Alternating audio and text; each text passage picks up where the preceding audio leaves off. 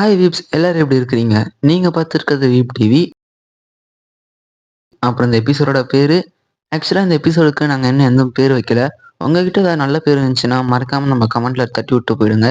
எந்த கமெண்ட்டுக்கு அதிக லைக் வருதோ அதையே நம்ம இந்த எபிசோடுக்கு பேரா வச்சிடலாம். இந்த எபிசோட்ல பாத்தீங்கன்னா நம்ம அனிமையில இருக்க சில விஷயத்த ஒண்ணா எடுத்து அதை ரேங்க் பண்ண போறோம். அந்த வகையில பாத்தீங்கன்னா இன்னைக்கு நம்ம ரேங்க் பண்ண போறது வின்லாண்ட் சாகால இருக்க சில வாரியர்ஸ் பத்தி தான். சாகாங்கிற அனிமி பாத்தீங்கன்னா வைக்கிங் சம்பந்தப்பட்ட அனிமி. ஸோ அந்த அனிமியில இருக்கிற வாரியர்ஸ்லாம் எவ்வளவு ஸ்ட்ராங்கானவங்க, அவங்க கிட்ட இருக்கிற போர் திறன் எல்லாத்தையுமே காமிச்சிருப்பாங்க. அப்படி பார்த்தீங்கன்னா, இன்னைக்கு நம்ம வின்லாண்ட் சாகால இருக்க வாரியர்ஸ அவங்களோட ஸ்ட்ரென்த்த வச்சு நம்ம இன்னைக்கு ரேங்க் பண்ண போறோம். ஸோ வாங்க டைம் வேஸ்ட் பண்ணாம வீடியோக்குள்ள போயிடலாம். அதே மாதிரி சேனலுக்கு யாராவது புது வீப்ஸ் இருந்தீங்கன்னா மறக்காம நம்ம சேனலை சப்ஸ்கிரைப் பண்ணிடுங்க. அப்பதான் நம்ம போடுற வீடியோஸ்லாம் அவங்களை வந்து சேரும். சரி வாங்க டைம் வேஸ்ட் பண்ணாம வீடியோக்குள்ள போகலாம். 10th பிளேஸ்ல இருக்கிறது பாத்தீங்கன்னா பிரின்ஸ் கனுட்டேவோட பாடிகார்டான ரேக்னார் தான். ரேக்னார் வந்து பாத்தீங்கன்னா பிரின்ஸ் கனுட்டே பிறந்ததுல இருந்தே அவனை எடுத்து வளர்த்துருப்பான்.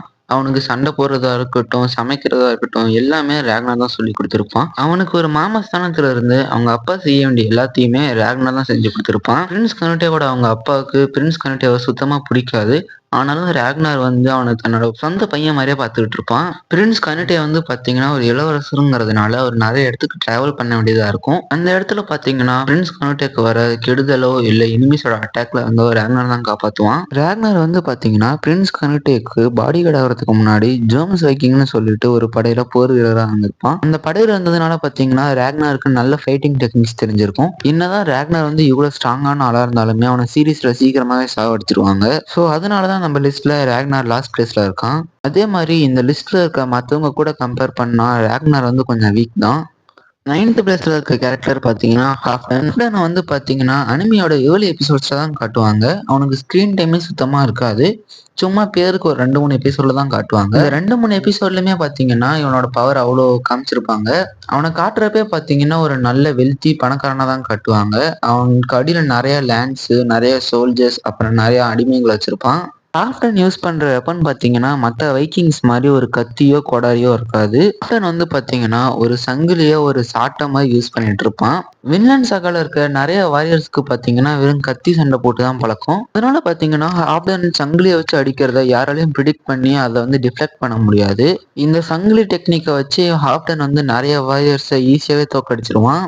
ஹாஃப்டன் வந்து 9th பிளேஸ் பிடிச்சிருக்க இடம் வந்து அவனுக்கு அவ்வளவு ஸ்கிரீன் டைம் காட்டுறது தான். யாருக்கு தெரியும், ஹாஃப்டனுக்கு நிறைய ஸ்கிரீன் டைம் கிடைச்சிருந்தா நம்ம லிஸ்ட்ல அவன் பெரிய இடத்த கூட பிடிச்சிருக்கலாம். 10th பிளேஸ்ல இருக்க கேரக்டர் பாத்தீங்கன்னா யுல்ஃப். யுல்ஃப் வந்து பாத்தீங்கன்னா கனுட்டேவோட போர் தளபதியா நம்மளுக்கு அனிமையில காமிச்சிருப்பாங்க. யுல்ஃப் வந்து பாத்தீங்கன்னா செகண்ட் சீசனோட எண்டிங்ல கனுட்டேவோட ஐடியாலஜிஸை ஸ்ப்ரெட் பண்றதுக்கு நான் உதவி பண்றேன்னு சொல்லியிருப்பான். யுல்ஃப் வந்து பாத்தீங்கன்னா கனுட்டே கூட 1v1 சண்டை போட்டு அவனுக்கு வந்து எப்படி காம்பேட்ல சண்டை போடணும், எப்படி எனிமிஸை டிஃபீட் பண்ணணும்னு சொல்லி கொடுப்பான். இதுக்கடுத்ததா பாத்தீங்கன்னா கனுட்டேவோட ஆர்மி கூட சேர்ந்து கெட்டிலோட ஃபார்ம்ல நடக்கிற ஃபைட்ல இவன் ஹெல்ப் பண்ணியிருப்பான். அந்த இடத்துலதான் உல்ஃபோட பவர் நம்ம பார்ப்போம்.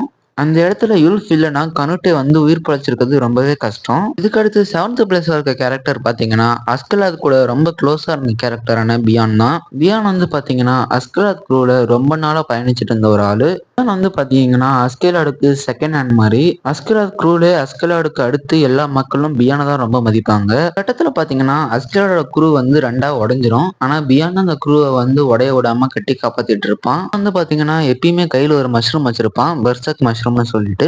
அதை சாப்பிட்றது மூலயமா அவனுக்கு வந்து நிறைய பவர்ஸ் கிடைக்கும். பியான் வந்து பெர்சக் மோட்ல இருக்கிறப்ப அவனுக்கு கோவம் அதிகமாயிட்டு ஹல்க் மாதிரி எல்லாத்தையும் போட்டு டெஸ்ட்ராய் பண்ண ஆரம்பிச்சிருவான். அதான் பெர்சக் மோடு வந்து பியானுக்கு ரொம்ப ஸ்ட்ரென்த்தை கொடுத்தாலும் அதுவே அவனோட மெயின் வீக்னஸா அமையுது.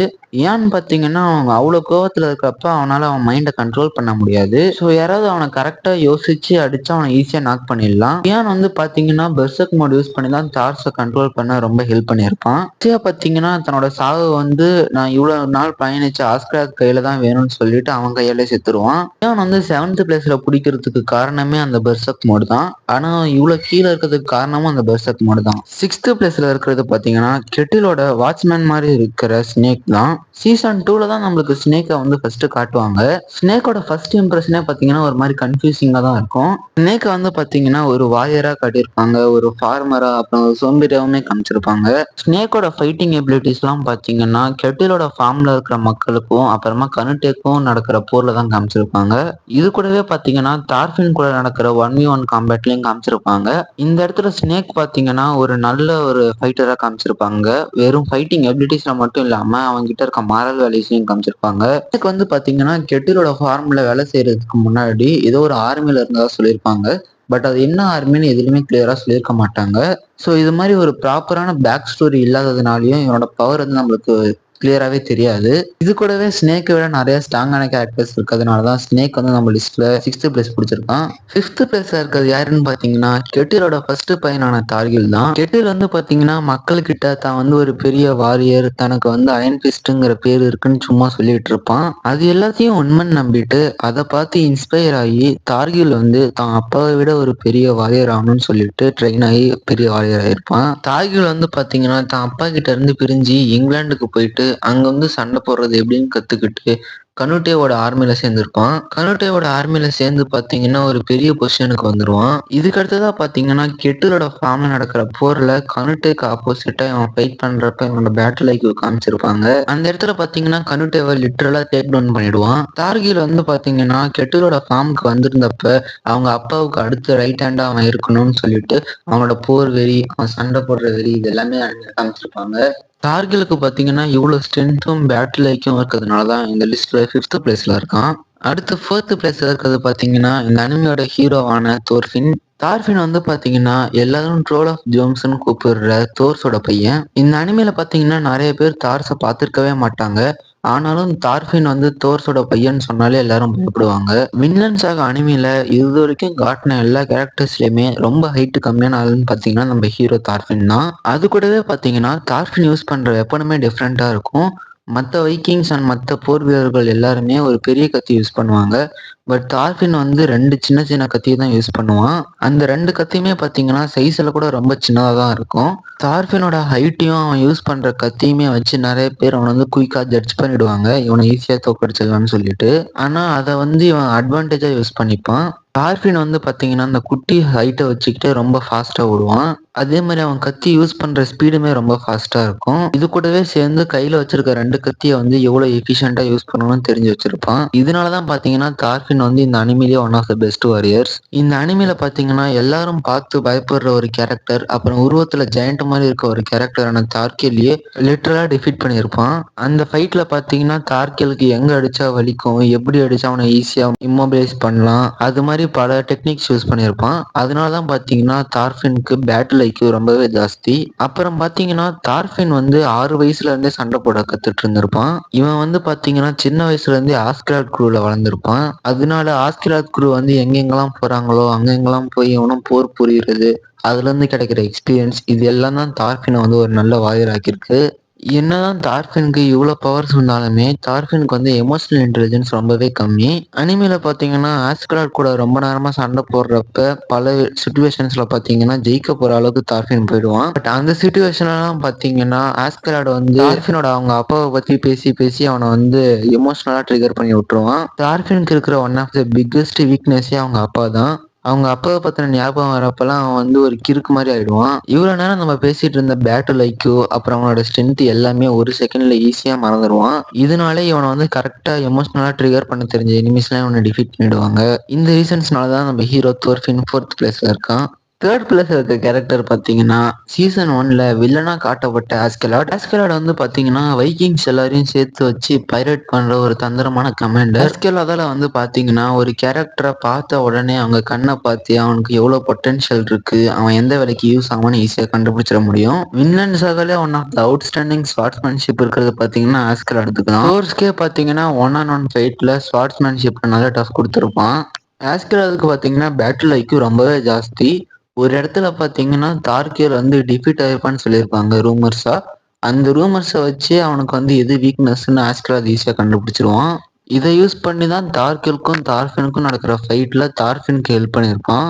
இதுக்கடுத்து பாத்தீங்கன்னா ஃபைனல் எபிசோட்ல இங்கிலாண்டோட கிங்கை டிஃபீட் பண்ணதா இருக்கட்டும், அந்த இடத்துல அவன் சோல்ஜர்ஸ் கூட சண்டை போட்டதா இருக்கட்டும். அதுக்கடுத்து பார்த்தீங்கன்னா, ஆஸ்கார்ட் வந்து ஒரு மாரி வெறி பிடிச்ச மாரி சண்டை போடுவான். அத பார்த்துட்டு கிங்ஸோட காடே அவன் கிட்ட போகாம பயந்துட்டு இருப்பாங்க. அந்த இடத்துல தான் ஆஸ்கார்டோட ஃபுல் பவரே காமிச்சிருப்பாங்க. தன்ன தானே ஒரு கிங்ன்னு சொல்லிட்டு அவன் சண்டை போட்டுட்டு இருப்பான். அது எல்லாமே நம்ம அனிமேல பார்க்க ரொம்பவே சூப்பரா இருக்கும். இதெல்லாம் தான் ஆஸ்காரோட 3 பிளேஸ்ல போட்டிருக்கு. 2nd பிளேஸ்ல இருக்கிறது பார்த்தீங்கன்னா, நம்ம ஜெயண்ட் தார்கில் தான். அது கூடவே பார்த்தீங்கன்னா, தார்கில்க்கு டால் தார்கில்னும், அப்புறமா இன்வின்சிபிள் தார்கில்னும் பேர் இருக்கு. தார்கில் வந்து பார்த்தீங்கன்னா, இதுவரைக்கும் அனிமேல டிஃபீட் ஆன மாரியே காமிச்சிருக்க மாட்டாங்க. இதுவரைக்கும் 2 ஃபைட்ல தான் தோத்துருப்பான். அப்புறம் ஒரு பேட்டில்ல லைட்டா உட்காந்தா மட்டும் தான் எந்திச்சிருப்பான். தார்கிலோட வெப்பனா இருக்கட்டும், இல்ல அவன் ஹைட்டா இருக்கட்டும், யூஸ் பண்ற ஃபைட்டிங் டெக்னிக்ஸா இருக்கட்டும், எல்லாமே தார்கில்க்கு வந்து அட்வான்டேஜ் தர மாரியே தான் இருக்கும். போர்ல வந்து மக்கள் அவன் பக்கத்துல போறதுக்கே பயப்படுவாங்க. அவன் மக்கள வந்து ஏதோ புல்லுங்கள வெட்டுற மாரி தான் வெட்டிட்டு இருப்பான். அவன் வந்து சண்டைய ரசிச்சு, ரசிச்சு சண்டை செஞ்சுட்டு இருப்பான். டார்கிலுக்கு வந்து பாத்தீங்கன்னா, பேட்டில் லைக் வந்து ஒரு டீசென்ட்டா தான் இருக்கும். அத காம்பன்சேட் பண்ற விதமா இவனுக்கு வந்து ஓவர் பவர்டு ஸ்ட்ரென்த் இருக்கும். எல்லாமே சேர்த்து பாத்தீங்கன்னா, டார்கில்ல ஒரு இன்வின்சிபிள் கேரக்டரா இருக்கு. இவன் பேர கேட்டாலே மக்கள் எல்லாருமே பயந்துருவாங்க. நம்பர் 1ல இருக்க கேரக்டர் நான் சொல்லணும்னு அவசியமே இல்ல. எல்லாருக்குமே தெரிஞ்சிருக்கும். இது தார்ஸ் தான். தார்ஸ்க்கு வந்து பாத்தீங்கன்னா, ஸ்ட்ரென்த் ரொம்பவே ஜாஸ்தி. ஃபர்ஸ்ட் எபிசோட்ல வந்து அவன் மக்கள வெட்டுறதுல இருந்தே காமிச்சிருப்பாங்க. அவனோட ஸ்ட்ரென்த் எவ்வளவு ஜாஸ்தின்னு. அதுவும் பாத்தீங்கன்னா, அனிமியோட ஃபர்ஸ்ட் எபிசோட்ல அதுவும் ஓப்பனிங் ஷாட்லயே அவன் கப்பல் விட்டு கப்பல் தாவி தாவி மக்கள வெட்டிட்டு இருப்பான். தோஸ்க்கு வந்து பாத்தீங்கன்னா, பேட்டில் ஐக்யூ ரொம்பவே ஜாஸ்தி. அவன் எப்பயுமே சொல்ற மாரி ஒரு ட்ரூ வாரியருக்கு வந்து கத்தியே தேவையில்லங்கிற மாரி அனிமியோட ஏர்லி எபிசோட்ஸ்ல பைரட்ஸ் கூட சண்டை போடுறப்ப லிட்டரலா ஒரு 60 பேர் வந்து கத்தியே இல்லாம தான் நாக் அவுட் பண்ணியிருப்பான். அதுவும் அந்த க்ரூமேட்ஸ் எல்லாருமே சொல்லியிருப்பாங்க, எங்களுக்கு வந்து எந்த இன்ஜுரிஸுமே வரல, நாங்க ஜஸ்ட் அன்கான்ஷியஸா தான் இருந்தோம்னு. அதே மாதிரி பெர்சர்க் மோட்ல இருக்க பியானையுமே ஈஸியா நாக் அவுட் பண்ணிடுவான். இது மூலயமா அவன் தார்ஃபின்கிட்ட சொன்ன மாதிரி தனக்கு எனிமிஸே இல்லைங்கிற டைலாக ப்ரூவ் பண்ணியிருப்பான். இது கூடவே பாத்தீங்கன்னா, தார்கலோட ரூத்லெஸ்ஸான அட்டாக்க கண் சிமிட்டாம ஈஸியா தட்டி விட்டுருவான். அதே மாதிரி ஒரே அடியில தார்கிலே நாக் அவுட் பண்ணிடுவான். என்னதான் தார்ஸ் வந்து அனிமியோட ஏர்லி எபிசோட்ஸ்ல செத்துருந்தாலும் அவனை ரீப்ளேஸ் பண்ற மாதிரி ஸ்ட்ராங்கான கேரக்டர் நம்ம அனிமி மொத்தமே பார்க்கவே முடியாது. ஈவன் மாங்கால கூடமே ஒன் ஆஃப் த ஸ்ட்ராங்கஸ்ட் கேரக்டரா தார்ஸ் தான் இருந்திருப்பான். இது எல்லாம் சேர்த்து தான் தார்ஸ் வந்து நம்பர் 1 பிளேஸ்ல வச்சிருக்கு. அவ்வளவுதான் வீப்ஸ், இதோட இந்த வீடியோ முடிஞ்சிருச்சு. வீடியோ பிடிச்சிருந்தா மறக்காம லைக் பண்ணிட்டு நம்ம சேனலை சப்ஸ்கிரைப் பண்ணிடுங்க. அப்பதான் நம்ம போடுற வீடியோஸ் தான் உங்களை வந்து சேரும். அதே மாதிரி உங்களுக்கு ஏதாவது அனிமி ரிலேட்டட் வீடியோஸ் வேணும்னா மறக்காம நம்ம கமெண்ட்ல போட்டுட்டு போயிடுங்க. உங்களுக்காக அந்த வீடியோவை நாங்க மேக் பண்ணி போடுறோம். அடுத்த வீடியோல உங்களை பார்க்குற வரைக்கும் டாடா பை பை.